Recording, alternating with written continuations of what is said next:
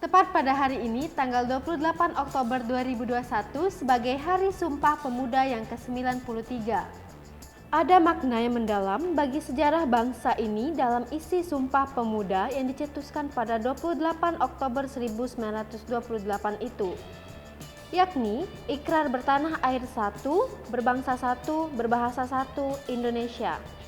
Peristiwa sejarah Hari Sumpah Pemuda merupakan suatu pengakuan dari pemuda-pemudi Indonesia yang mengikrarkan satu tanah air, satu bangsa, dan satu bahasa. Sumpah Pemuda dibacakan pada tanggal 28 Oktober 1928 hasil rumusan dari Kerapatan Pemuda-Pemudi atau Kongres Pemuda II Indonesia yang hingga kini setiap tahunnya diperingati sebagai Hari Sumpah Pemuda.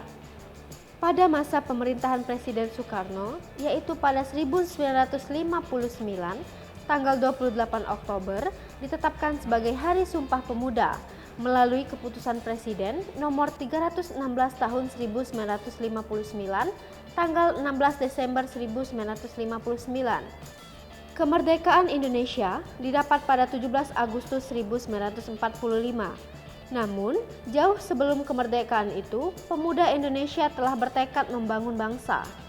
Dalam sejarah lahirnya Sumpah Pemuda yang diperingati setiap 28 Oktober, ada perjuangan para pemuda hampir satu abad silam.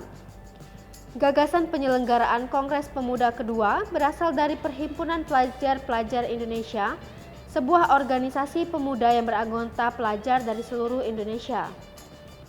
Atas inisiatif P3I, Kongres dilaksanakan di 3 gedung yang berbeda dan dibagi dalam 3 kali rapat. Merdeka merupakan kalimat sakral di saat masa perjuangan Indonesia untuk melepaskan diri dari belenggu penjajahan.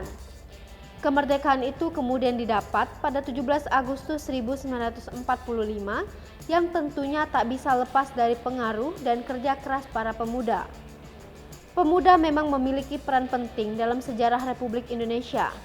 Berkat desakan pemuda yang menculik Soekarno dan Muhammad Hatta ke Rengas Dengklok, Jawa Barat, Indonesia, kemudian memproklamasikan kemerdekaannya. Meski begitu, peran pemuda dalam mengupayakan kemerdekaan jauh telah dilakukan sebelum 1945. Trikoro Darmo menjadi wadah awal dari Perhimpunan Pemuda. Hai pemirsa Sri Popo TV, jangan lupa komen, like, dan subscribe, serta tonton terus berita-berita terupdate lainnya ya.